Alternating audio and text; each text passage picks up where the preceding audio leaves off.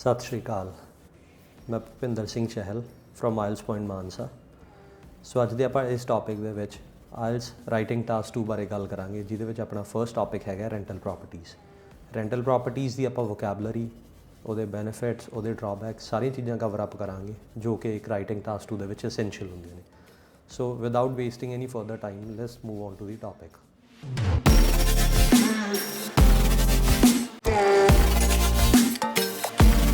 ਸੋ ਸਾਰਿਆਂ ਨੂੰ ਪਹਿਲਾਂ ਆਪਾਂ ਟੌਪਿਕ ਆਪਣਾ ਹੈਗਾ ਜੀ ਅੱਜ ਦਾ, that is rental properties. Rental properties word ਤੋਂ ਹੀ ਆਪਣੇ ਆਪ 'ਚ ਸਾਬਿਤ ਹੋ ਜਾਂਦਾ ਵੀ ਮਤਲਬ ਕੀ ਹੈ ਜੀ, ਜਿਹੜੀ ਚੀਜ਼ ਰੈਂਟ 'ਤੇ ਲਈ ਜਾਂਦੀ ਹੋਵੇ। It can be a home, a house, an apartment, a flat. ਠੀਕ ਹੈ, ਸੋ ਇਹਦੇ ਵਿੱਚ ਆਪਾਂ ਇਹਨੂੰ ਡਿਵਾਈਡ ਕਰਾਂਗੇ 3 ਹਿੱਸਿਆਂ ਦੇ ਵਿੱਚ। Firstly we'll be looking at the vocabulary, ਫਿਰ ਉਸ ਤੋਂ ਬਾਅਦ ਆਪਾਂ ਇੱਕ ਪਰਟੀਕੂਲਰ ਟੌਪਿਕ ਨੂੰ ਜਾ ਕੇ ਉਹਦੇ 'ਤੇ ਕੰਟੈਂਟ ਦੇਖਾਂਗੇ ਵੀ ਕੀ ਕੰਟੈਂਟ ਇਹਦੇ ਨਾਲ ਰਿਲੇਟ ਕੀਤਾ ਜਾ ਸਕਦਾ। And third thing that will be including in this topic is the common topics that are related to rental properties. So ਸਾਰਿਆਂ ਨੂੰ ਪਹਿਲਾਂ ਆਪਾਂ ਵੋਕੈਬਲਰੀ ਬਾਰੇ ਦੇਖਦੇ ਹਾਂ ਜੀ। ਵੋਕੈਬਲਰੀ ਇਹਦੇ ਵਿੱਚ ਕੀ ਯੂਜ਼ ਕੀਤੀ ਜਾ ਸਕਦੀ ਹੈ। ਸੋ first of all the word is landlord. Landlord ਦਾ ਮਤਲਬ ਹੁੰਦਾ ਮਕਾਨ ਮਾਲਕ, ਜਿਹਦੀ ਪ੍ਰੋਪਰਟੀ ਹੋਵੇ, ਜਿਹੜਾ ਬੰਦਾ ਰੈਂਟ 'ਤੇ ਆਪਣੀ ਪ੍ਰੋਪਰਟੀ ਦੇ ਰਿਹਾ ਹੁੰਦਾ ਹੈ ਕਿਸੇ ਸੈਕਿੰਡ ਪਰਸਨ ਨੂੰ। ਉਸ ਤੋਂ ਬਾਅਦ ਟੈਨੈਂਟ ਵਰਡ ਆ। ਟੈਨੈਂਟ ਵਰਡ ਜਿਹੜਾ ਹੈਗਾ that is totally opposite of landlord. Tenant ਹੁੰਦਾ ਜੀ ਕਿਰਾਏਦਾਰ। Third word is lease. Lease ਹੁੰਦਾ ਜੀ ਜਦੋਂ ਤੁਸੀਂ ਆਪਣੀ ਪ੍ਰੋਪਰਟੀ, ਆਪਣੀ ਕੋਈ ਵੀ ਚੀਜ਼ ਇੱਕ ਪਰਟੀਕੂਲਰ ਪੀਰੀਅਡ ਲਈ ਕਿਸੇ ਨੂੰ ਵਰਤਣ ਲਈ ਦਿੰਦੇ ਹੋ। Then the word is rent. Rent means ਕਿਰਾਇਆ, ਜਿਹੜਾ ਆਪਾਂ ਮੰਥਲੀ ਆਪਣਾ ਪਾਰਟ ਪੇ ਕਰਦੇ ਹੁੰਦੇ ਆ ਟੂ ਦੀ ਲੈਂਡਲੋਰਡ। ਠੀਕ ਹੈ, ਉਹ ਮੰਥਲੀ ਹੋ ਸਕਦਾ, it can be quarterly, it can be half yearly, ਉਹ ਡਿਪੈਂਡ ਕਰਦਾ ਆ। Next is estate agent। estate agent ਦੀ ਮੈਂ ਇੱਥੇ ਡੈਫੀਨੇਸ਼ਨ ਵੀ ਦਿੱਤੀ ਹੋਈ ਆ। It is a person whose job it is to help people rent or buy property. So ਜਿਹੜਾ ਬੰਦਾ ਲੋਕਾਂ ਦੀ ਹੈਲਪ ਕਰਦਾ ਪ੍ਰੋਪਰਟੀ, ਨਵੀਂ ਪ੍ਰੋਪਰਟੀ ਬਾਏ ਕਰਨ ਦੇ ਵਿੱਚ ਅਤੇ ਨਵੀਂ ਪ੍ਰੋਪਰਟੀ ਰੈਂਟ 'ਤੇ ਲੈਣ ਦੇ ਵਿੱਚ। Next is mod cons. Mod cons are all those technical gadgets that are present in our homes, ਅਤੇ ਜਿਨ੍ਹਾਂ ਦੇ ਨਾਲ ਆਪਣੀ ਲਾਈਫ ਕੰਫਰਟੇਬਲ ਹੁੰਦੀ ਹੈ। For example dishwasher. Dishwasher has made peoples life quite easy. Washing machine. ਠੀਕ ਹੈ, ਸੋ ਇਹ ਸਾਰੇ ਮੋਡਕੌਨਸ ਦੇ ਵਿੱਚ ਆ ਜਾਣਗੇ। ਮੋਡਕੌਨਸ ਤੋਂ ਬਾਅਦ ਨੈਕਸਟ ਮੂਵ ਕਰਦੇ ਹਾਂ ਜੀ। Next word is penthouse. Penthouse is a luxury apartment usually on the top floor of a building, as ਜਿਵੇਂ ਤੁਸੀਂ ਆ ਰੀਪ੍ਰੈਜ਼ੈਂਟੇਸ਼ਨ ਦੇ ਵਿੱਚ ਪਿਕਚਰ ਦੇ ਵਿੱਚ ਦੇਖ ਸਕਦੇ ਹੋ। ਠੀਕ ਹੈ, ਟੌਪ ਫਲੋਰ ਦੇ ਉੱਤੇ ਜਿਹੜਾ ਵੀ ਲਗਜ਼ਰੀ ਅਪਾਰਟਮੈਂਟ ਹੋਵੇ ਉਹਨੂੰ ਆਪਾਂ ਪੈਂਟ ਹਾਊਸ ਬੋਲ ਦਿੰਦੇ ਹਾਂ। Next is roof overhead. Roof overhead ਮਤਲਬ ਜਿਹੜੇ ਬੰਦੇ ਕੋਲ ਛੱਤ ਹੋਵੇ, ਘਰ ਹੋਵੇ ਰਹਿਣ ਦੇ ਲਈ। Next is furnished. ਫਰਨਿਸ਼ਡ ਦੇ ਵਿੱਚ ਕੀ ਆ ਜਾਂਦਾ ਜੀ, ਆਲ ਦੀ ਐਸੈਂਸ਼ੀਅਲ ਫੈਸਿਲਿਟੀਜ਼ ਇਨ ਅ ਹੋਮ। ਐਸੈਂਸ਼ੀਅਲ ਦੇ ਵਿੱਚ ਕੀ ਆਉਂਦਾ, ਬੈੱਡ ਆ ਗਿਆ, ਫਰਨੀਚਰ ਸਾਰਾ ਆ ਗਿਆ, ਕਿਚਨ ਦਾ ਸਾਰਾ ਸਮਾਨ ਆ ਗਿਆ। Next is deposit. ਡਿਪੋਜ਼ਿਟ ਕੋਈ ਵੀ ਅਮਾਊਂਟ ਹੋ ਸਕਦੀ ਹੈ, it can be security amount or an advance rent that you are paying to the landlord. Next is roommate ਜਾਂ ਫਿਰ ਫਲੈਟਮੇਟ। ਰੂਮਮੇਟ ਜਿਹੜਾ ਬੰਦਾ ਤੁਹਾਡੇ ਨਾਲ ਰਹਿ ਰਿਹਾ ਹੋਵੇ, ਫਲੈਟਮੇਟ ਜਿਹੜਾ ਤੁਹਾਡੇ ਨਾਲ ਫਲੈਟ ਸ਼ੇਅਰ ਕਰ ਰਿਹਾ ਹੋਵੇ। ਸੋ ਇਹ ਵੀ ਰੈਂਟਲ ਪ੍ਰੋਪਰਟੀਜ਼ ਦੇ ਨਾਲ ਰਿਲੇਟ ਕਰਦਾ ਵਰਡ ਆ। Next is to move in. To move in ਦਾ ਮਤਲਬ ਹੁੰਦਾ ਆ ਜਦੋਂ ਆਪਾਂ ਕਿਸੇ ਵੀ ਪ੍ਰੋਪਰਟੀ ਦੇ ਵਿੱਚ ਚਲੇ ਜਾਈਏ। Next is skyrocketing property prices. Skyrocketing property prices ਦਾ ਮਤਲਬ ਕੀ ਹੈ, ਇਨਕਰੀਜ਼ਿੰਗ ਪ੍ਰੋਪਰਟੀ ਪ੍ਰਾਈਸਿਸ। ਪ੍ਰੋਪਰਟੀ ਦੇ ਜਿਹੜੇ ਭਾਅ ਦਿਨੋਂ ਦਿਨ ਵੱਧ ਰਹੇ ਨੇ। Next is sense of stability. Sense of stability is, stability ਦਾ ਮਤਲਬ ਹੁੰਦਾ ਆ ਜਦੋਂ ਬੰਦਾ ਸਟੇਬਲ ਫੀਲ ਕਰਨਾ ਸਟਾਰਟ ਕਰ ਦੇਵੇ। ਹਾਂ, ਹੁਣ ਮੈਂ ਆਪਣਾ ਘਰ ਬਾਏ ਕਰ ਲਿਆ ਆ, ਤਾਂ ਹੁਣ ਮੈਂ ਕੰਫਰਟੇਬਲ ਹਾਂ, ਮੈਂ ਆਪਣੇ ਕੰਫਰਟ ਜ਼ੋਨ ਦੇ ਵਿੱਚ ਹਾਂ। Next is mortgage payments. Mortgage payments ਕੀ ਹੁੰਦੀਆਂ ਨੇ, a periodic payment by the borrower to the lender. ਹੁਣ ਬੋਰੋਅਰ ਅਤੇ ਲੈਂਡਰ ਕੌਣ ਨੇ ਜੀ? ਬੋਰੋਅਰ ਆ a person who borrows money or something with intention of returning. ਜਿਹੜਾ ਬੰਦਾ ਕੋਈ ਵੀ ਚੀਜ਼ ਬੋਰੋ ਕਰਦਾ ਹੈ, ਪੈਸਾ ਹੋ ਸਕਦਾ ਆ, ਤੁਸੀਂ ਕੋਈ ਵੀ ਸਮਾਨ ਲਿਆ ਹੋ ਸਕਦਾ ਕਿਸੇ ਤੋਂ ਥੋੜ੍ਹੇ ਸਮੇਂ ਲਈ। ਠੀਕ ਹੈ, ਅਤੇ ਪਰ ਤੁਹਾਡੀ ਨੀਅਤ ਆ ਉੱਥੇ that you will be returning it back to the person. ਅਤੇ ਲੈਂਡਰ ਹੈ ਜੀ a person who lends money and charges interest as per will. ਇੱਛਾ ਮੁਤਾਬਿਕ ਇੰਟਰਸਟ ਚਾਰਜ ਕਰਦਾ ਜਾਂ ਮਾਰਕੀਟ ਦੇ ਜੋ ਵੀ ਪ੍ਰਾਈਸਿਸ ਹੁੰਦੇ ਨੇ, ਚਾਰਜਸ ਹੁੰਦੇ ਨੇ, ਉਹਦੇ ਅਕੋਰਡਿੰਗਲੀ ਦੂਜੇ ਬੰਦੇ ਤੋਂ ਪੈਸੇ ਲੈਂਦਾ ਹੈ। ਇੰਟਰਸਟ ਦੇ ਨਾਲ ਜਿਹੜਾ ਉਹਨੇ ਪਹਿਲਾਂ ਪੈਸਾ ਦਿੱਤਾ ਹੁੰਦਾ ਹੈ, ਦੋਨੋਂ ਲੈਂਦਾ। ਸੋ ਮੌਰਟਗੇਜ ਪੇਮੈਂਟ ਉਹ ਪੇਮੈਂਟ ਹੁੰਦੀ ਹੈ ਜਿਹੜੀ ਬੋਰੋਅਰ ਲੈਂਡਰ ਨੂੰ ਵਾਪਿਸ ਕਰਦਾ ਹੁੰਦਾ ਹੈ। ਜਿਵੇਂ ਆਪਾਂ ਬੈਂਕਸ ਤੋਂ ਲੋਨ ਲੈ ਲੈਂਦੇ ਹਾਂ, ਹੋਮ ਲੋਨਸ ਲੈ ਲੈਂਦੇ ਹਾਂ, ਕਾਰ ਲੋਨ ਲੈ ਲੈਂਦੇ ਹਾਂ। ਠੀਕ ਹੈ, ਮੌਰਟਗੇਜ ਪੇਮੈਂਟਸ ਹੋ ਗਈਆਂ ਜੀ। ਠੀਕ ਹੈ, so these are the vocabulary words that R used for this topic. Common ਨੇ, ਕੁਛ ਹੋਰ ਵੀ ਹੋ ਸਕਦੇ ਨੇ, ਉਹ ਤੁਸੀਂ ਆਪਣੇ, ਤੁਹਾਡਾ ਹੋਮਵਰਕ ਆ ਵੀ ਤੁਸੀਂ ਇਹ ਆਪਣੇ ਵੱਲੋਂ ਲੱਭ ਕੇ ਲੈ ਕੇ ਆਉਣੇ ਨੇ, ਹੋਰ ਕਿਹੜੇ ਕਿਹੜੇ ਕਾਮਨ ਵਰਡਸ ਨੇ ਜਿਹੜੇ ਆਪਾਂ ਇਹਦੇ ਵਿੱਚ ਯੂਜ਼ ਕਰ ਸਕਦੇ ਹਾਂ। ਓਕੇ, ਸੋ ਆਪਾਂ ਹੁਣ ਟੌਪਿਕ 'ਤੇ ਆਉਂਦੇ ਹਾਂ। ਹੁਣ ਟੌਪਿਕ ਦੇਖੋ ਇੱਥੇ 2 ਸਾਈਡਡ ਹੋ ਸਕਦਾ ਹੈ। First is we'll be talking about the benefits of rental home over a broad property. ਮਤਲਬ ਤੁਸੀਂ ਕੋਈ ਬਾਏ ਕੀਤੀ ਹੋਈ ਆ ਪ੍ਰੋਪਰਟੀ, ਉਹਦੇ ਨੁਕਸਾਨ ਕੀ ਨੇ ਅਤੇ ਰੈਂਟਲ ਪ੍ਰੋਪਰਟੀ ਦੇ ਬੈਨੀਫਿਟਸ ਕੀ ਨੇ। ਚਲੋ ਆਪਾਂ ਦੇਖਦੇ ਹਾਂ ਅੱਗੇ। ਫਰਸਟ ਕੀ ਹੈ ਜੀ, more economical in short term A person can move in and out more frequently. Changing homes an easy affair. So rental property ਕੀ ਹੁੰਦੀ ਜੀ, ਇਕਨੋਮਿਕਲ ਹੁੰਦੀ ਹੈ ਸ਼ਾਰਟ ਟਰਮ ਦੇ ਵਿੱਚ। ਸ਼ਾਰਟ ਟਰਮ ਮਤਲਬ ਜਿਵੇਂ ਹੁਣ ਤੁਸੀਂ ਥੋੜ੍ਹੇ ਜਿਹੇ ਸਮੇਂ ਲਈ ਕਿਸੇ ਜਗ੍ਹਾ 'ਤੇ ਮੂਵ ਕਰ ਰਹੇ ਹੋ, ਠੀਕ ਹੈ, ਉੱਥੇ ਤੁਸੀਂ ਰਹਿ ਰਹੇ ਹੋ, ਤਾਂ ਉੱਥੇ ਤੁਹਾਨੂੰ ਈਜ਼ੀ ਹੋ ਜਾਂਦਾ ਆ ਮੂਵ ਔਨ ਕਰਨਾ। ਜਿਵੇਂ ਮੰਨ ਲਓ ਤੁਸੀਂ 6 ਮਹੀਨਿਆਂ ਬਾਅਦ ਕੋਈ ਘਰ ਬਦਲਣਾ ਚਾਹੁੰਦੇ ਹੋ, ਤਾਂ ਰੈਂਟਲ ਪ੍ਰਾਪਰਟੀ ਦੇ ਵਿੱਚੋਂ ਤਾਂ ਮੂਵ ਆਊਟ ਕਰਨਾ ਈਜ਼ੀ ਹੋ ਜਾਂਦਾ, ਅਤੇ ਨਵੀਂ ਦੇ ਵਿੱਚ ਮੂਵ ਇਨ ਕਰਨਾ ਈਜ਼ੀ ਹੋ ਜਾਂਦਾ ਹੈ। ਵੇਅਰਐਜ਼ ਜੇ ਤੁਸੀਂ ਘਰ ਬਾਏ ਕੀਤਾ ਹੋਵੇ ਤਾਂ 6 ਮਹੀਨਿਆਂ ਬਾਅਦ ਤੁਸੀਂ ਕਹਿ ਰਹੇ ਹੋ ਵੀ ਮੈਂ ਘਰ ਅੱਜ ਵੇਚਣਾ ਆ ਅਤੇ ਮੈਂ ਨਵਾਂ ਖਰੀਦ ਲਾਂ, ਨਹੀਂ, ਬਾਰ-ਬਾਰ ਨਹੀਂ ਪੋਸੀਬਲ ਹੋ ਸਕਦਾ, ਜੋ ਕਿ ਇੱਕ ਥੋੜ੍ਹਾ ਜਿਹਾ ਔਖਾ ਕੰਮ ਹੁੰਦਾ। Whereas in case of a rental property it is quite easy. So ਇਹ ਬੈਨੀਫਿਟ ਨੰਬਰ 1 ਹੋ ਗਿਆ।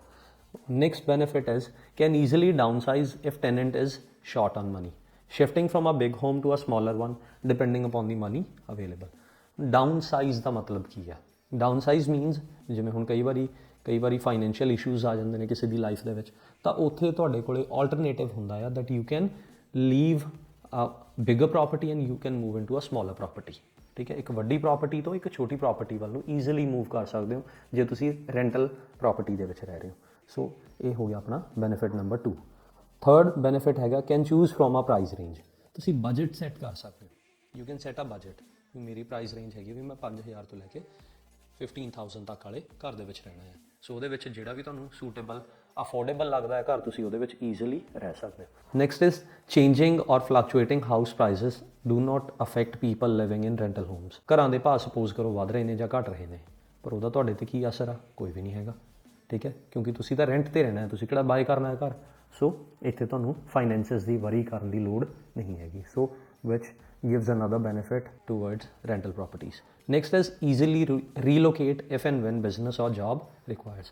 ਰੀਲੋਕੇਸ਼ਨ ਆਸਾਨ ਹੋ ਜਾਂਦੀ ਹੈ ਜੀ। ਜੇ ਬਿਜ਼ਨਸ ਤੁਹਾਡਾ ਡਿਮਾਂਡ ਕਰ ਰਿਹਾ ਵੀ ਤੁਸੀਂ ਮੂਵ ਔਨ ਕਰੋ, ਕਿਸੇ ਹੋਰ ਸਿਟੀ ਦੇ ਵਿੱਚ ਸ਼ਿਫਟ ਹੋਣਾ, ਜਿਵੇਂ ਕਈ ਵਾਰੀ ਆਪਾਂ ਕਹਿ ਦਿੰਦੇ ਵੀ ਆਪਣੀ ਪ੍ਰਮੋਸ਼ਨ ਹੋ ਗਈ ਆ ਅਤੇ ਹੁਣ ਮੇਰੀ ਕੰਪਨੀ ਕਹਿ ਰਹੀ ਆ ਵੀ ਤੁਸੀਂ ਕਿਸੇ ਹੋਰ ਸਿਟੀ ਦੇ ਵਿੱਚ ਸ਼ਿਫਟ ਹੋਣਾ ਆ, ਠੀਕ ਹੈ, ਤਾਂ ਉੱਥੇ ਤੁਸੀਂ ਆਸਾਨੀ ਨਾਲ ਰੀਲੋਕੇਟ ਕਰ ਸਕਦੇ ਹੋ। ਸੋ ਦੀਜ਼ ਵਾਰ ਸਮ ਆਫ ਦੀ ਪੋਜ਼ੀਟਿਵਸ ਜਿਹੜੇ ਆਪਾਂ ਨੂੰ ਦੇਖਣ ਨੂੰ ਮਿਲਣਗੇ ਜੀ ਰੈਂਟਲ ਪ੍ਰਾਪਰਟੀਜ਼ ਦੇ ਵਿੱਚ।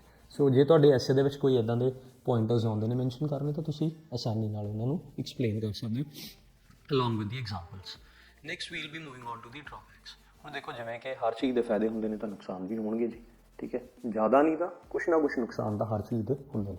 ਸਿਮਿਲਰਲੀ ਆਪਾਂ ਇੱਥੇ ਦੇਖਾਂਗੇ ਵੀ ਰੈਂਟਲ ਪ੍ਰਾਪਰਟੀਜ਼ ਦੇ ਕੀ ਨੁਕਸਾਨ ਨੇ। ਰੈਂਟਲ ਪ੍ਰਾਪਰਟੀ ਦਾ ਨੁਕਸਾਨ ਪਹਿਲਾ ਹੈਗਾ ਆ, ਡਰਾਬੈਕ ਹੈਗਾ ਹੈ, does not provide sense of stability. ਜਿਵੇਂ ਕਿ ਆਪਾਂ ਪਹਿਲਾਂ ਸੈਂਸ ਆਫ ਸਟੇਬਿਲਿਟੀ ਆਪਾਂ ਵੋਕੈਬਲਰੀ ਵਰਡਸ ਦੇ ਵਿੱਚ ਵੀ ਪੜ੍ਹਿਆ ਸੀ, ਉੱਥੇ ਮੈਂ ਕੀ ਦੱਸਿਆ ਸੀ? ਸਥਿਰਤਾ, ਠੀਕ ਹੈ। ਹੁਣ ਜੇ ਤੁਸੀਂ ਘਰ ਬਾਏ ਕਰ ਲੈਂਦੇ ਹੋ ਤਾਂ ਤੁਸੀਂ ਸਟੇਬਲ ਫੀਲ ਕਰਨਾ ਸਟਾਰਟ ਕਰ ਦਿੰਦੇ ਹੋ। ਤੁਸੀਂ ਇੱਕ ਉਹ ਆਪਸ਼ਨ ਟਿਕ ਕਰ ਸਕਦੇ ਹੋ ਜਿਹੜਾ ਤੁਹਾਡੇ ਬਾਕਟ ਲਿਸਟ ਦੇ ਵਿੱਚ ਹੁੰਦਾ ਵੀ ਮੈਂ ਘਰ ਖਰੀਦਣਾ ਹੈ, ਬਟ ਰੈਂਟਲ ਪ੍ਰਾਪਰਟੀ ਦੇ ਵਿੱਚ ਤੁਹਾਨੂੰ ਉਹ ਸੈਂਸ ਆਫ ਸਟੇਬਿਲਿਟੀ ਨਹੀਂ ਮਿਲ ਸਕਦੀ। ਸੋ ਇੱਥੇ ਵੀ ਜਿਵੇਂ ਕਿ ਇਸ ਪਿਕਟੋਰੀਅਲ ਰਿਪਰੈਜ਼ੈਂਟੇਸ਼ਨ ਦੇ ਵਿੱਚ ਮੈਂਸ਼ਨ ਕੀਤਾ ਹੋਇਆ 3 great reasons to buy house, ਉਹਦੇ ਵਿੱਚ ਫਰਸਟ ਕੀ ਹੈ ਜੀ? ਸਟੇਬਿਲਿਟੀ। ਸੋ ਤੁਹਾਡੀ ਲਾਈਫ ਦੇ ਵਿੱਚ ਸਟੇਬਿਲਿਟੀ ਆ ਜਾਂਦੀ ਹੈ if you buy house rather than renting a home. Next ਇਹਦੇ ਵਿੱਚ ਹੈਗਾ ਆ some amenities in a house might be missing. ਹੁਣ ਮੈਂ ਇੱਥੇ ਵਰਡ ਮਾਈਟ ਯੂਜ਼ ਕੀਤਾ ਹੈ, ਥੋੜ੍ਹਾ ਜਿਹਾ ਇਹਦੇ 'ਤੇ ਐਮਫੈਸਿਸ ਦੇਵਾਂਗੇ ਆਪਾਂ। ਮਾਈਟ ਦਾ ਮਤਲਬ ਆ ਸ਼ਾਇਦ, ਪੋਸੀਬਲੀ, ਠੀਕ ਹੈ, ਮਿਸਿੰਗ ਹੋ ਸਕਦੀਆਂ ਨੇ। ਜਿਵੇਂ ਕਿ ਜ਼ਰੂਰੀ ਨਹੀਂ ਹੈਗਾ ਵੀ ਹਰ ਰੈਂਟਲ ਹੋਮ ਦੇ ਵਿੱਚ ਬੈਕਯਾਰਡ ਹੋਊਗਾ, ਜ਼ਰੂਰੀ ਨਹੀਂ ਹੈਗਾ ਵੀ ਕਿਚਨ ਗਾਰਡਨ ਹੋਊਗਾ, ਜ਼ਰੂਰੀ ਨਹੀਂ ਹੈਗਾ ਵੀ ਤੁਹਾਡੇ ਕੋਲ ਪ੍ਰੋਪਰ ਪਾਰਕਿੰਗ ਸਪੇਸ ਹੋਊਗੀ।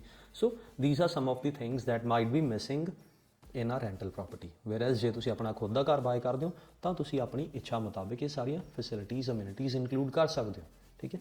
ਨੈਕਸਟ ਤੀਜਾ ਡਰਾਬੈਕ ਹੈਗਾ ਜੀ ਕੈਨੋਟ ਰੈਨੋਵੇਟ ਔਰ ਡੈਕੋਰੇਟ ਦੀ ਪ੍ਰਾਪਰਟੀ ਐਜ਼ ਪਰ ਵੈਲ। ਤੁਸੀਂ ਰੈਂਟਲ ਪ੍ਰਾਪਰਟੀ ਨੂੰ ਆਪਣੀ ਇੱਛਾ ਮੁਤਾਬਿਕ ਤੁਸੀਂ ਰੈਨੋਵੇਟ ਨਹੀਂ ਕਰ ਸਕਦੇ, ਠੀਕ ਹੈ, ਜੇ ਉਹਦੇ 'ਚ ਕੁਝ ਚੇਂਜਸ ਕਰਨਾ ਚਾਹੁੰਦੇ ਨਹੀਂ ਕਰ ਸਕਦੇ ਜੀ, ਡੈਕੋਰੇਟ ਨਹੀਂ ਕਰ ਸਕਦੇ। ਸੋ ਇਹ ਇੱਕ ਨੁਕਸਾਨ ਆ। ਵੇਅਰਐਜ਼ ਜੇ ਤੁਹਾਡਾ ਆਪਣਾ ਖੁਦ ਦਾ ਘਰ ਆ ਤੁਸੀਂ ਉਹਨੂੰ ਜਿਵੇਂ ਮਰਜ਼ੀ ਉਹਦੇ 'ਚ ਤੋੜ ਮਰੋੜ ਕਰ ਸਕਦੇ ਹੋ। ਜੇ ਤੁਸੀਂ ਕੋਈ ਵੀ ਮੋਡੀਫਿਕੇਸ਼ਨ ਕਰਨਾ ਚਾਹੋ ਤਾਂ ਈਜ਼ੀਲੀ ਕਰ ਸਕਦੇ ਹੋ। So it is a drawback with rental properties. Next is can be asked to vacate the house on short notice by the landlord, which can be a botheration of instantly finding a new place to live. So ਕੀ ਹੈ ਜੀ, ਹੁਣ rental property ਦੇ ਵਿੱਚ ਤੁਹਾਡੇ ਹੱਥ ਵਸ ਨਹੀਂ ਹੁੰਦਾ। ਵੇਅਰਐਜ਼ ਜੇ ਤੁਸੀਂ ਆਪਣਾ ਘਰ ਖਰੀਦਿਆ ਹੈ ਤਾਂ you are the owner of that house, ਤਾਂ ਉੱਥੇ ਤੁਹਾਡੀ ਆਪਦੀ ਇੱਛਾ ਹੁੰਦੀ ਹੈ ਵੀ ਜੇ ਤੁਸੀਂ ਉਹ ਘਰ ਨੂੰ ਵੈਕੇਟ ਕਰਨਾ ਚਾਹੁੰਦੇ ਹੋ ਜਾਂ ਨਹੀਂ ਚਾਹੁੰਦੇ। Whereas rental property it is someone else's property. So ਉੱਥੇ ਉਹਨਾਂ ਦੀ ਇੱਛਾ ਬਣ ਜਾਂਦੀ ਆ, ਉਹਨਾਂ ਦੀ ਮਰਜ਼ੀ ਮੁਤਾਬਿਕ ਜੇ ਉਹ ਚਾਹੁੰਦੇ ਨੇ ਤਾਂ ਤੁਹਾਨੂੰ ਘਰ ਕਿਸੇ ਵੀ ਸਮੇਂ 'ਤੇ ਖਾਲੀ ਕਰਨਾ ਪੈ ਸਕਦਾ। ਤੁਹਾਨੂੰ ਸ਼ਾਰਟ ਨੋਟਿਸ 15 ਦਿਨਾਂ ਦਾ 20 ਡੇਜ਼ ਦਾ ਦੇ ਸਕਦੇ ਨੇ, ਸ਼ਾਇਦ ਤੁਹਾਨੂੰ 15-20 ਦਿਨਾਂ ਦੇ ਵਿੱਚ ਕੋਈ ਹੋਰ ਨਵੀਂ ਪ੍ਰਾਪਰਟੀ ਨਾ ਮਿਲੇ, ਠੀਕ ਹੈ। ਸੋ ਤੁਹਾਡੇ ਲਈ ਕੀ ਹੈ ਜੀ ਇੱਕ ਬੋਦਰੇਸ਼ਨ ਬਣ ਸਕਦੀ ਹੈ, ਠੀਕ ਹੈ, ਇੰਸਟੈਂਟਲੀ ਜਦੋਂ ਤੁਸੀਂ ਘਰ ਸ਼ਿਫਟ ਕਰਨਾ ਹੋਵੇ। So these are some of the drawbacks that can be related to renting a home. So ਦੋਨੋਂ ਚੀਜ਼ਾਂ ਦੇਖੋ, ਦੋਨੋਂ ਪਹਿਲੂ ਹੈਗੇ ਸੀ, ਪੋਜ਼ਿਟਿਵਸ ਵੀ ਸੀ ਇਹਦੇ, ਨੈਗੇਟਿਵਸ ਵੀ ਸੀ। ਸੋ ਆਪਾਂ ਦੋਨਾਂ ਨੂੰ ਕਵਰ ਅਪ ਕਰ ਲਿਆ ਐਂਡ ਆਈ ਹੋਪ ਤੁਹਾਨੂੰ ਸਾਰਿਆਂ ਨੂੰ ਇਹ ਚੰਗੀ ਤਰ੍ਹਾਂ ਸਮਝ ਲੱਗ ਗਏ ਹੋਣਗੇ। ਇਨ ਕੇਸ ਤੁਹਾਨੂੰ ਕੋਈ ਚੀਜ਼ ਨਹੀਂ ਪਤਾ ਲੱਗੀ ਤਾਂ ਤੁਸੀਂ ਕਮੈਂਟ ਬਾਕਸ ਦੇ ਵਿੱਚ ਕਮੈਂਟ ਕਰਕੇ ਪੁੱਛ ਸਕਦੇ ਹੋ। We will be very happy to resolve all your queries.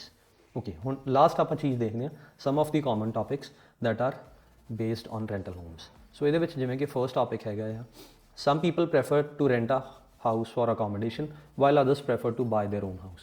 Does renting a house have more advantages or disadvantages than buying a house? ਸੋ ਇੱਥੇ ਗੱਲ ਹੋਈ ਹੈ ਜੀ ਫਾਇਦੇ ਤੇ ਨੁਕਸਾਨ। ਇੱਥੇ ਐਡਵਾਂਟੇजेस ਐਂਡ ਡਿਸਐਡਵਾਂਟੇजेस ਵਾਲੀ ਕੈਟੇਗਰੀ ਕਵਰ ਅਪ ਕੀਤੀ ਗਈ ਹੈ। ਸੋ ਇੱਥੇ ਤੁਸੀਂ ਇਹਨੇ ਪੁੱਛਿਆ ਹੈ ਵੀ ਘਰ ਨੂੰ ਰੈਂਟ ਤੇ ਲੈਣ ਦੇ ਫਾਇਦੇ ਜ਼ਿਆਦਾ ਨੇ ਕਿ ਨੁਕਸਾਨ ਜ਼ਿਆਦਾ ਨੇ। ਸੋ ਜੇ ਤੁਹਾਨੂੰ ਲੱਗਦਾ ਫਾਇਦੇ ਜ਼ਿਆਦਾ ਨੇ ਤਾਂ ਤੁਸੀਂ ਉਸ ਸਾਈਡ ਨੂੰ ਐਗਰੀ ਕਰ ਸਕਦੇ, ਜੇ ਤੁਹਾਨੂੰ ਲੱਗਦਾ ਡਿਸਐਡਵਾਂਟੇजेस ਜ਼ਿਆਦਾ ਨੇ ਤਾਂ ਤੁਸੀਂ ਉਸ ਸਾਈਡ।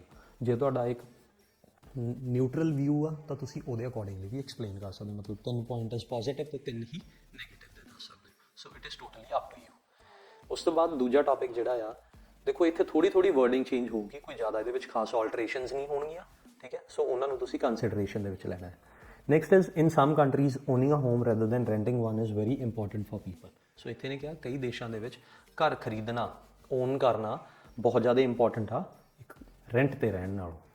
ਵਾਈ ਮਾਈਟ ਦਿਸ ਬੀ ਦੀ ਕੇਸ, ਇੱਦਾਂ ਕਿਉਂ ਆ? ਇੱਥੇ ਫਿਰ ਤੁਸੀਂ ਕੀ ਹੈ ਜੀ ਪੋਜ਼ਿਟਿਵਸ ਦੱਸ ਸਕਦੇ ਹੋ। What are the positives of owing a home, ਮਤਲਬ ਰੈਂਟਲ ਪ੍ਰੋਪਰਟੀ ਤੇ ਰਹਿਣ ਦੇ ਨੁਕਸਾਨ ਦੱਸ ਸਕਦੇ ਹੋ, ਆਟੋਮੈਟਿਕਲੀ ਉਹ ਘਰ ਖਰੀਦਣ ਦੇ ਪੋਜ਼ਿਟਿਵਸ ਬਣ ਸਕਦੇ ਨੇ। ਨੈਕਸਟ ਉਹਨੇ ਪੁੱਛਿਆ do you think this is a positive or a negative development situation, sorry. So ਇੱਥੇ ਤੁਸੀਂ ਦੱਸ ਦੋਗੇ ਫਿਰ, ਜੇ ਤੁਹਾਨੂੰ ਲੱਗਦਾ ਵੀ ਘਰ ਖਰੀਦਣ ਦੇ ਜ਼ਿਆਦਾ ਪੋਜ਼ਿਟਿਵਸ ਨੇ ਤਾਂ ਤੁਹਾਡਾ ਓਪੀਨੀਅਨ ਉਸ ਅਕੋਰਡਿੰਗਲੀ ਆ ਜਾਊਗਾ। ਜੇ ਤੁਹਾਨੂੰ ਲੱਗਦਾ ਵੀ ਰੈਂਟਲ ਪ੍ਰੋਪਰਟੀ ਦੇ ਜ਼ਿਆਦਾ ਪੋਜ਼ਿਟਿਵਸ ਨੇ ਤਾਂ ਫਿਰ ਤੁਸੀਂ ਇਹਨੂੰ ਨੈਗੇਟਿਵ ਸਿਚੁਏਸ਼ਨ ਡਿਕਲੇਅਰ ਕਰ ਸਕਦੇ ਹੋ, ਠੀਕ ਹੈ। ਸੋ ਇਹ ਜਿਹੜੇ ਆਪਾਂ ਪਿੱਛੇ ਪੁਆਇੰਟਰਸ ਡਿਸਕਸ ਕੀਤੇ ਸੀ ਉਹਨਾਂ ਨੂੰ ਤੁਸੀਂ ਸਾਰਿਆਂ ਨੂੰ ਇਹਦੇ ਵਿੱਚ ਐਕਸਪਲੇਨ ਕਰਕੇ ਪ੍ਰੋਪਰਲੀ ਇੱਕ ਵਧੀਆ ਪੈਸੇਜ ਬਣਾ ਸਕਦੇ ਹੋ, ਇੱਕ ਵਧੀਆ ਐਸੇ ਲਿਖ ਸਕਦੇ ਹੋ। ਨੈਕਸਟ ਇੱਕ ਹੋਰ ਟਾਈਪ ਦੇਖਦੇ ਹਾਂ ਜੀ।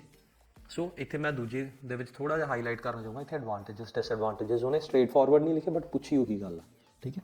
ਓਕੇ, ਨੈਕਸਟ ਹੈਗਾ ਜੀ some people like to own the place where they live but other people like to rent where they live. ਹੁਣ ਦੇਖੋ ਇੱਥੇ ਦੋ ਤਰ੍ਹਾਂ ਦੇ ਅਲੱਗ-ਅਲੱਗ ਓਪੀਨੀਅਨ ਨੇ ਜੀ। ਇੱਕ ਕਹਿੰਦੇ ਨੇ ਵੀ ਜਿੱਥੇ ਲੋਕ ਰਹਿਣਾ ਪਸੰਦ ਕਰਦੇ ਨੇ ਉਹਨੂੰ ਓਨ ਕਰਨਾ ਪਸੰਦ ਕਰਦੇ ਨੇ, ਮਤਲਬ ਉਹ ਖਰੀਦ ਕੇ ਉਸ ਜਗ੍ਹਾ ਤੇ ਰਹਿਣਾ ਪਸੰਦ ਕਰਦੇ ਨੇ। ਵੇਅਰਸ ਦੂਜੇ ਪਾਸੇ ਉਹ ਲੋਕ ਵੀ ਨੇ ਜਿਹੜੇ ਜਿੱਥੇ ਉਹ ਰਹਿ ਰਹੇ ਨੇ ਉਹ ਰੈਂਟਲ ਪ੍ਰੋਪਰਟੀ ਦੇ ਵਿੱਚ ਰਹਿਣਾ ਪਸੰਦ ਕਰਦੇ ਨੇ। ਸੋ ਇਹਨੇ ਕਿਹਾ discuss both views and give your own opinion. ਇੱਥੇ ਫਿਰ ਤੁਸੀਂ ਰੈਂਟਲ ਹੋਮ ਦੇ ਪੋਜ਼ਿਟਿਵਸ ਐਂਡ ਇੱਕ ਘਰ ਖਰੀਦਣ ਦੇ ਪੋਜ਼ਿਟਿਵਸ ਦੱਸੋਗੇ। ਦੋਨਾਂ ਦੇ ਦੋ ਅਲੱਗ-ਅਲੱਗ ਬੋਡੀ ਪੈਰਾਗ੍ਰਾਫਸ ਬਣਨਗੇ ਤੇ ਅਕੋਰਡਿੰਗਲੀ ਤੁਸੀਂ ਉਹਨਾਂ ਨੂੰ ਐਕਸਪਲੇਨ ਕਰ ਦੋਗੇ। ਦੋਨਾਂ ਨੂੰ ਡਿਸਕਸ ਕਰਨ ਤੋਂ ਬਾਅਦ ਐਂਡ ਦੇ ਵਿੱਚ ਤੁਸੀਂ ਆਪਣਾ ਕਨਕਲੂਜਨ ਦੇ ਵਿੱਚ ਓਪੀਨੀਅਨ ਦੇ ਸਕਦੇ ਹੋ। ਸੋ ਇਹ ਟੌਪਿਕਸ ਜਿਹੜੇ ਨੇ ਸਾਰੇ ਇੱਕ ਦੂਜੇ ਨਾਲ ਆਲਮੋਸਟ ਕੋਰਿਲੇਟ ਕਰਦੇ ਨੇ, ਠੀਕ ਹੈ, ਕੋਈ ਜ਼ਿਆਦਾ ਇਹਨਾਂ ਦੇ ਵਿੱਚ ਡਿਫਰੈਂਸ ਨਹੀਂ ਹੈਗਾ। ਸੋ ਇਹ ਟੌਪਿਕਸ ਕੁਝ ਇੱਦਾਂ ਦੇ ਆਪਣੇ ਸਾਹਮਣੇ ਪ੍ਰੈਜ਼ੈਂਟ ਹੋ ਸਕਦੇ ਨੇ। ਸੋ ਵਰੀ ਬਿਲਕੁਲ ਵੀ ਨਹੀਂ ਕਰਨਾ, ਜਦੋਂ ਥੋੜ੍ਹੀ ਜਿਹੀ ਸਟੇਟਮੈਂਟ ਆਉਂਦੀ ਉਹਨੂੰ ਥੋੜ੍ਹਾ ਜਿਹਾ ਕਲੈਰਿਟੀ ਨਾਲ ਪੜ੍ਹ ਲਓ, ਠੀਕ ਹੈ, ਅਤੇ ਫਿਰ ਉਸ ਤੋਂ ਉਹਦੇ 'ਤੇ ਥਾਟ ਦਿਓ ਵੀ ਕੀ ਇਹਦੇ 'ਚ ਪੁਆਇੰਟਸ ਬਣ ਸਕਦੇ ਨੇ, ਠੀਕ ਹੈ। ਉਹਨਾਂ ਨੂੰ accordingly you write down all the jot down all the points on a rough page, ਠੀਕ ਹੈ, on the rough side that is available to you. So ਉਸ ਤੋਂ ਬਾਅਦ ਤੁਸੀਂ ਇਹਨਾਂ ਟੌਪਿਕਸ ਨੂੰ ਪ੍ਰੋਪਰ ਤਰੀਕੇ ਦੇ ਨਾਲ ਲਿਖ ਸਕਦੇ ਹੋ। ਹੋਪ ਇਹ ਸਾਰਾ ਟੌਪਿਕ ਤੁਹਾਡਾ ਪ੍ਰੋਪਰਲੀ ਕਵਰ ਅਪ ਹੋ ਗਿਆ ਹੋਊਗਾ। ਜਿੰਨੇ ਵੀ ਆਪਾਂ ਇਹਦੇ ਵਿੱਚ ਚੀਜ਼ਾਂ ਕਵਰ ਅਪ ਕੀਤੀਆਂ ਨੇ, ਵੋਕੈਬਲਰੀ ਹੋ ਗਈ, ਪ੍ਰੋਜ਼ ਐਂਡ ਕੌਨਸ ਹੋ ਗਏ ਰੈਂਟਲ ਪ੍ਰੋਪਰਟੀਜ਼ ਦੇ, ਉਹ ਸਾਰੇ ਤੁਹਾਨੂੰ ਚੰਗੀ ਤਰ੍ਹਾਂ ਸਮਝ ਲੱਗ ਗਏ ਹੋਣਗੇ। ਇਨ ਕੇਸ ਫਿਰ ਵੀ ਜੇ ਕੋਈ ਕਿਸੇ ਤਰ੍ਹਾਂ ਦੇ ਡਾਊਟਸ ਹੁੰਦੇ ਨੇ ਤਾਂ ਤੁਸੀਂ ਕਮੈਂਟ ਸੈਕਸ਼ਨ ਦੇ ਵਿੱਚ ਕਮੈਂਟ ਕਰਕੇ ਸਾਨੂੰ ਪੁੱਛ ਸਕਦੇ ਹੋ।